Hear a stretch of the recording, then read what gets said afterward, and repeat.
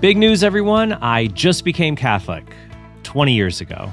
So maybe that's not big news, but when an actual celebrity or well-known person becomes Catholic or even Christian, that can be big news to a lot of people. And it's understandable that the faithful can get excited about that.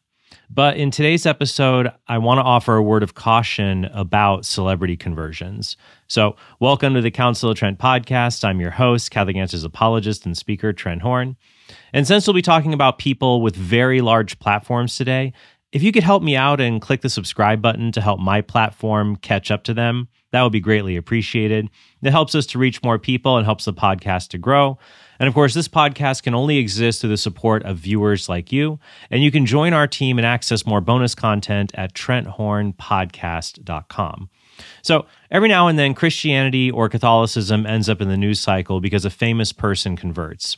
Here's a few recent examples involving the tattoo artist Kat Von D, actors Shia LaBeouf and Rob Schneider, and Tammy Peterson, the wife of Jordan Peterson. Kat Von D has embraced a new faith. The LA Ink star shared an Instagram video of her recent baptism on October 3rd. The clip showed the celebrity tattoo artist being dipped into a baptismal pool during a church service in front of her friends and family. Rob Schneider is with us now. He just turned 60. You've become a practicing Catholic. You know, that little voice of Jesus Christ was always coming back to me, even though I was going away from him. She certainly found the practice of the rosary. Tammy is quite a physical person, and it helped her maintain peace while she was facing death. I always had a belief, but I never had like a connection. Latin Mass gave me something where I felt connected. My first reaction to stories like these is the same reaction I have to an anonymous person on social media who says they've decided to become Christian or Catholic.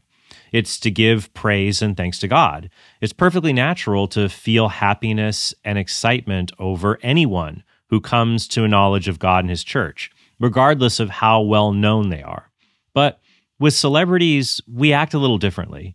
There's this temptation to want to show off their conversion as evidence that Christianity or Catholicism is true. It's like, hey, they're cool and they picked us, so we're cool now. Part of this comes from a bias we have towards celebrity worship. Deep down within us, there is this human desire for wealth, for fame, and for opulent happiness, at least to some degree. So we naturally admire people who have achieved these things.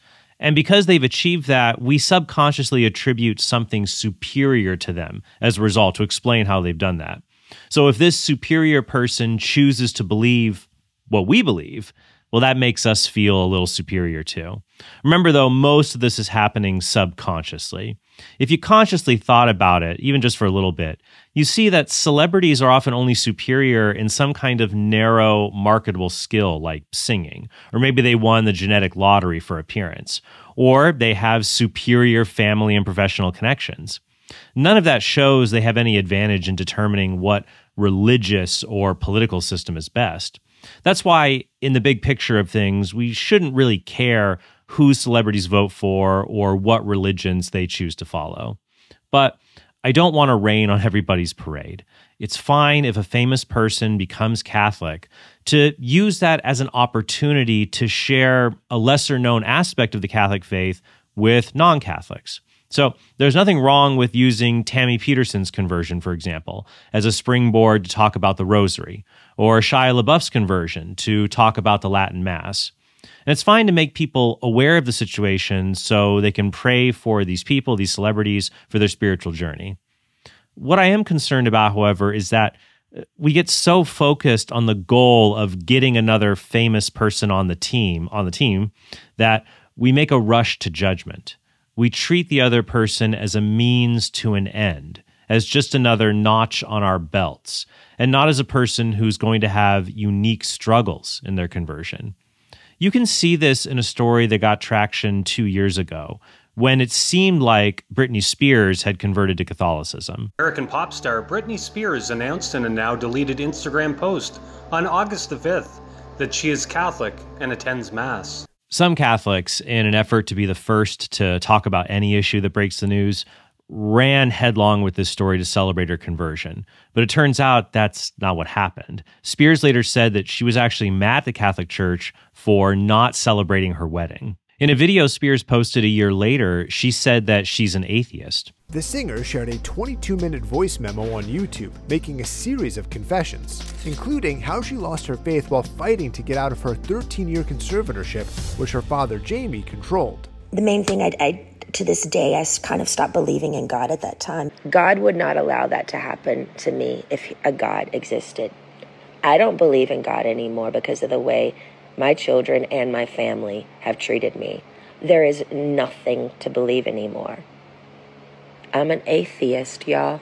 Obviously, we should pray for Britney Spears and for anyone who is suffering, that God's love for them can be better known in the midst of their trials. What we should not think, even subconsciously, is something like this. Hey, I told my friends you converted to Catholicism, and now you're embarrassing me with this behavior. By the way, this is a reason that almost all the stories of converts and Catholic heroes that I included in my book, Why We're Catholic, those stories involve people who had already died. There's a lot less opportunity for them to leave the faith or have a scandal, so that's why I did that. But these things do happen. So that's why we need to treat everyone's spiritual journey as something that's a work in progress. It's something the devil will be fighting tooth and nail against. Even among celebrity Catholics who have been in the church for decades, we sometimes forget that they're human beings. Scandal is something that none of us are above, absolutely none of us. So we need to be careful about trumpeting celebrity conversions, because it's not uncommon for someone to make a big public announcement for Catholicism and then backtrack years later.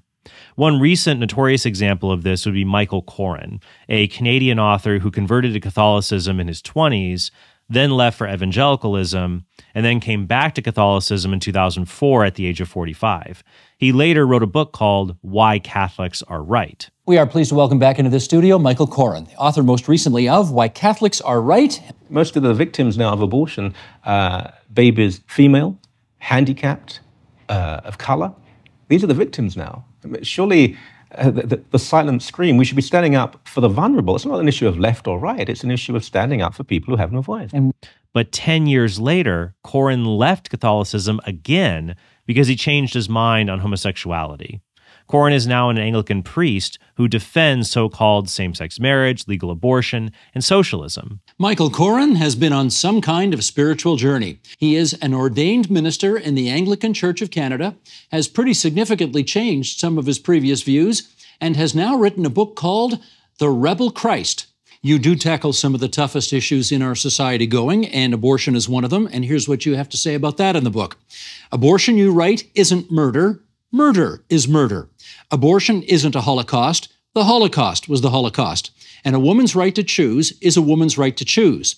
That's the Rebel Christ approach. The Bible is very vague, and as I say, quite startlingly so at one point, even seems to say abortion is necessary. It's not a major issue. A few months ago, Coren and I were in talks to publicly dialogue about all of this, but the event where we would have dialogued didn't transpire. If he would like to dialogue with me about the question, are Catholics right? Because I guess he now says no, as opposed to what he said in the book earlier. If Coren would like to dialogue with me about that, the invitation is on the table. What's interesting is that the Bible even warns about allowing converts to have leadership positions within the church because of the instability that can be present in their conversions. 1 Timothy 3:6 says of those who would be bishops that, quote, he must not be a recent convert, or he may be puffed up with conceit and fall into the condemnation of the devil, end quote. It's easy for someone who is a high-profile convert to end up in a path of doing talks, having a podcast, and suddenly speaking with authority about Catholicism when he still has a lot to learn. I'm not saying celebrity converts can never become high-profile public Catholics. I'm just saying that this is a danger for them and us to watch out for. Another concern I have is with public spiritual journeys. You see this more on YouTube than in larger celebrity circles, but you still see this. So here's what will happen. You'll have people who may have a public profile on the internet related to Protestantism or atheism. And now they're chronicling their investigation of Catholicism or Christianity because they're thinking of converting. Sometimes they might do interview series, they might interview people on both sides of the issue, for example, and the person then, after these interviews, will comment on where he or she is at in the process of conversion. Now, I have very deep reservations now towards this kind of content. At one point, I thought, oh, this might be helpful for people, but the more that I've reflected on it, I have some deep reservations. This might be helpful for some people. It helps them to reach the truth. That's great. But what I worry about is that the person chronicling his spiritual journey will be unable to completely focus on discerning where God is leading him or her. Instead, that person's going to end up wondering about what other people, like other commenters, people in the comment boxes, or other social media influencers are saying about their conversion experience. They may even think that in order to earn the right to convert, they have to be able to answer every single objection that's thrown at them in their comm boxes or in response videos or in things like that. And even after they convert and explain why they've converted, they always have to be on the lookout if critics are going to jump at any chance to say, look, he didn't understand this doctrine, or hey, she wasn't aware of that practice, so she did not have a justifiable conversion. Now, this can easily become an opportunity for an unfair double standard. If someone converts away from a critic's religion, he overly scrutinizes the person's reasons. But if someone converts to the critic's religion, well, he simply welcomes the convert with open arms, and if this new convert is theologically or apologetically uninformed, the critic sees it as an opportunity to deepen that person's knowledge, not tear down his conversion. Conversion is a very intimate and personal experience, especially since people evaluate evidence and arguments in different ways. Evidence that may strike one person as compelling may just seem ambiguous to another person. Everyone's different. If religious conversion is not justified unless you are able to rebut every single objection to what you're choosing to do, then no one would ever be justified in converting. Much the same way, religious faith could never be justified if you were only allowed to hold it if you could rebut every single objection that's ever been thrown at you by anybody. No one should be forced to meet that high of a rational standard. Now, that does not mean you should just simply ignore the evidence or put your head into the sand. But it does mean you should not be paralyzed into inaction simply because you cannot refute every single other worldview. So what I would say is that if you are a public figure, although this would apply really to anyone, but especially if you're a public figure, discerning becoming Christian or becoming Catholic. So you are a Christian already, and maybe you're Catholic, Protestant, you're not sure. What should you do? I'd recommend spending time in prayer, drawing close to God, and then reaching out in confidence to experts on both sides of the issue to ask questions, although I would recommend doing this in private to have these kinds of correspondences, and then evaluate the evidence privately. Then, if you feel called to do so, make a public announcement once you've formally made your decision or formally entered the church.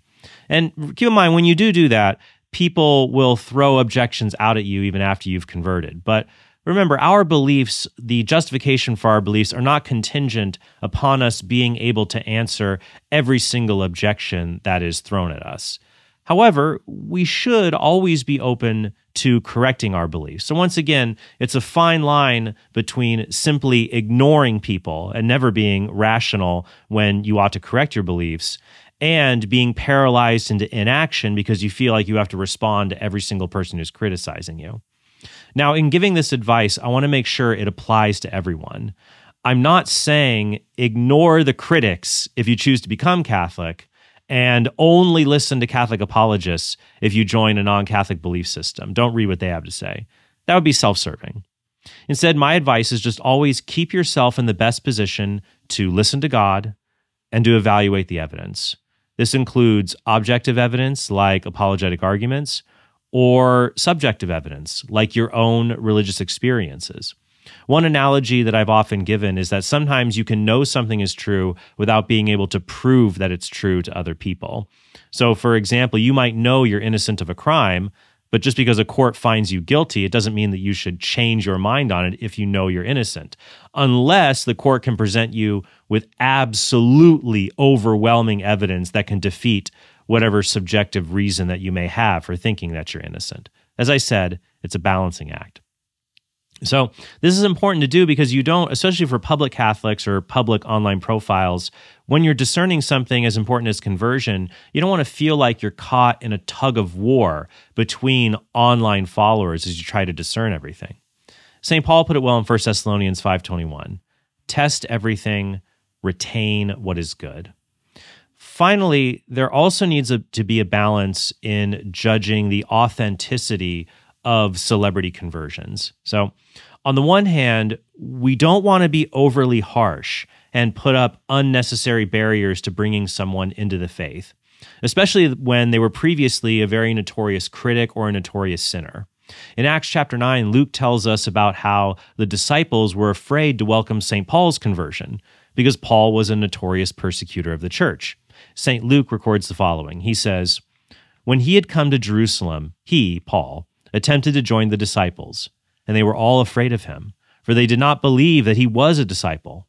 But Barnabas took him and brought him to the apostles, and declared to them how on the road he had seen the Lord, who spoke to him, and how at Damascus he had preached boldly in the name of Jesus." End quote. The name Barnabas means son of encouragement, so we should be encouraging to everyone who is seeking conversion. But we should also remember the Russian proverb, "Dovyai no provyai." I hope I got that right. Dovyai no provyai. I think so. Dovyai no provyai. Trust, but verify. So once again, it's a balancing act. If someone seems to be inauthentic, we may have to confront them about that, especially if we know them personally. So it can be fair to point out, if you are in the position to do this, if someone is seeking conversion for bad reasons or less than ideal reasons. And it's important to do this so that when they do choose, for example, to convert or become Catholic or Christian, they have a solid foundation for the faith they've embraced. In some cases, it's an opportunity to simply move someone to better reasons. For example, to make a conversion be less out of fear of hell, imperfect contrition, to be more about love of God and sorrow for sin, or perfect contrition. In other cases, though, it can help point out if the person has built their faith on a very unstable foundation. For example, recently, Ayaan Hirsi Ali, who was born a Somali Muslim and later became an atheist and an outspoken critic of Islam, she recently announced her conversion to Christianity. Part of her reason for doing so is because she claims it is only the Judeo-Christian tradition that is strong enough to oppose the modern threats of Chinese communism, Russian aggression, Muslim radicalism, and wokeism. So she sees Christianity more as having an important social role in the world, saving the world from temporal dangers like wokeism or jihad, than from spiritual dangers. But that's a problem if that is your primary reason for converting to Christianity. Because even if those forces did win, remember, Hirsi Ali thinks that atheism is not enough to combat these forces. Only the strong, robust worldview of Christianity can do that. But what if it can't? What if these forces take over in 30 years and Christians are a subjugated and persecuted minority who don't really have a lot of social capital to change the world? Well, we should still be a Christian because there are many times in history where Christians were in that exact same position. Look at ancient Rome or feudal Japan, for example. We should be a Christian because it's simply true that God loves us and he became man and died for us and rose again. Something that Ali, at least in the article I read from her explaining her conversion, she doesn't talk about. The closest she comes to saying something approaching this as a reason for converting is when she wrote the following: "I ultimately found life without any spiritual solace unendurable, indeed very nearly self-destructive. Atheism failed to answer a simple question: what is the meaning and purpose of life?" Now, that's a start. It's a good start. And so we should pray for Ali that she continues to grow in her knowledge of Christ and knowledge of the church that he established, and that she just deepens her understanding of what it means to be a Christian. So, all right, I hope this was helpful for you all. Once again, if a celebrity converts, let's welcome with open arms, pray for the person, but always resist that temptation to see this other person as a means to an end, or it's just the way that for all the rest of us to feel cool because one of the cool kids is now sitting at our table. Praying for the salvation of their soul and for a deeper understanding on their part of Christ and his church. You can never go wrong with that. So thank you guys so much for watching. And yeah, I just hope that you have a very blessed day. Hey, thanks for watching this video. If you want to help us produce more great content like this, be sure to click subscribe and go to TrentHornPodcast.com to become a premium subscriber. You'll help us create more videos like this and get access to bonus content and sneak peeks of our upcoming projects.